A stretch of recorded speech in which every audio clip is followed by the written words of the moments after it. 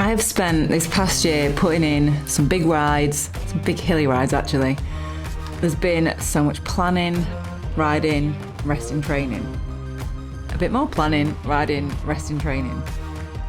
200k, we've got Park Rash, Cole Road, another few, it's a bit chilly, another few absolute corkers of climbs.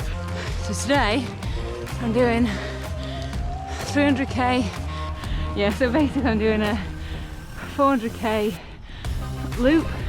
So it's going to be around 620k.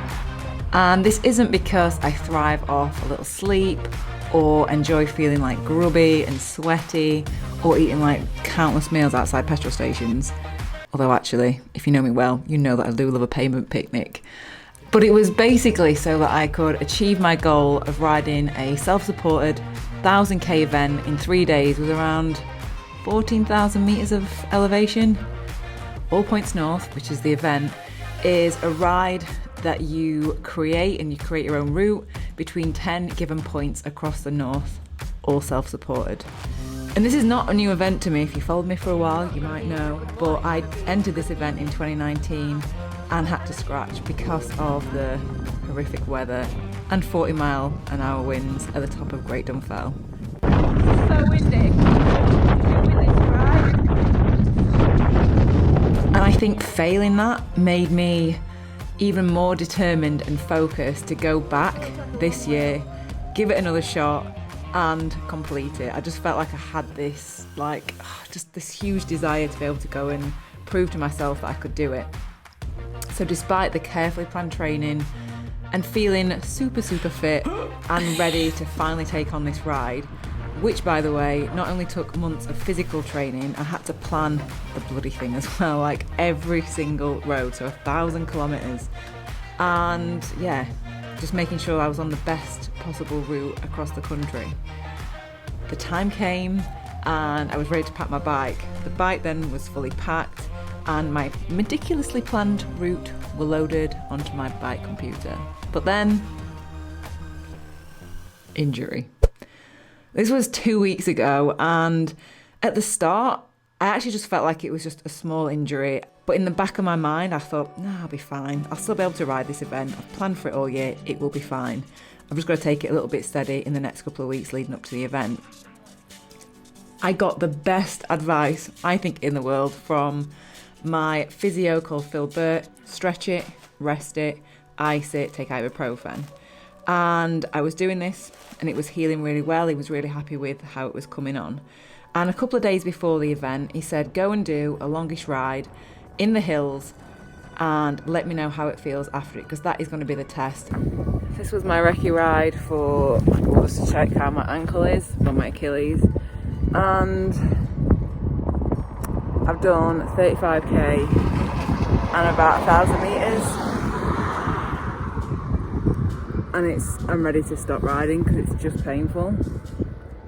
Oh, I was really hoping to come out, like I did an hour yesterday and it was fine. I was like, oh my god, it's gonna be fine. It's just niggly, like.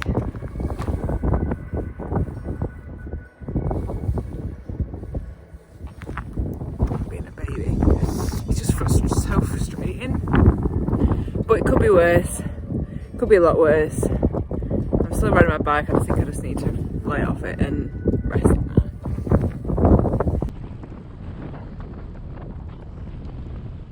And I went back to see Phil for him to fully assess it, almost in the hope that he would say, do you know what? No, I think you'll be all right to ride this.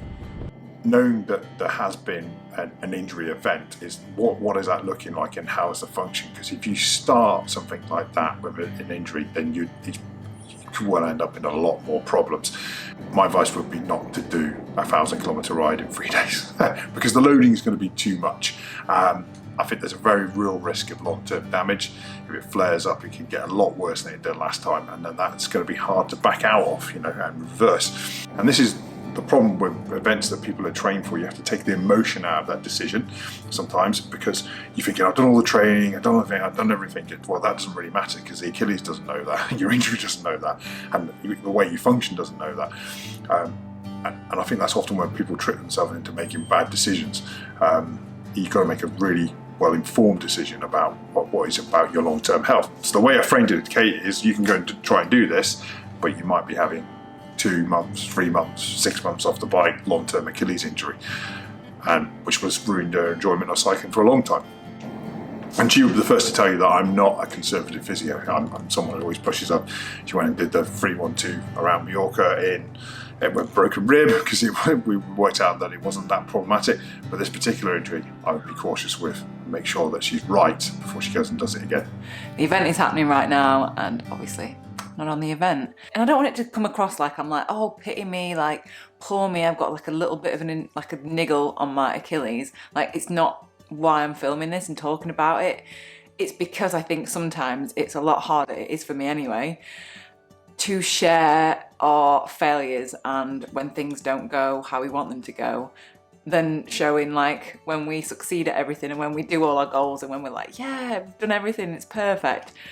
But this is what my channel and I am all about, and I want to share the highs and the lows and the frustrations, I guess, of that cycling journey. I think that this is what I've realised from that. None of them, even though I felt like, oh, it was a waste doing those rides, it wasn't. I still enjoyed doing those rides. They are still like awesome achievements in their own right. And actually as well, this is actually the first year that I've ever done a 2, 3, 4 and a 600 in one season, I guess. So I'm like, oh, that's pretty good. So I've got to take the positives from that.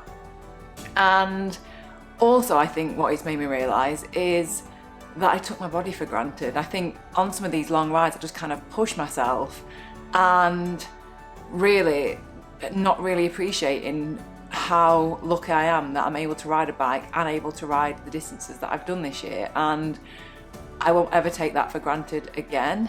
And so I guess I'm going to take Phil's advice. I can still do shorter rides, so like 70 to 100k, and then I'm just going to work back up to doing the longer ones.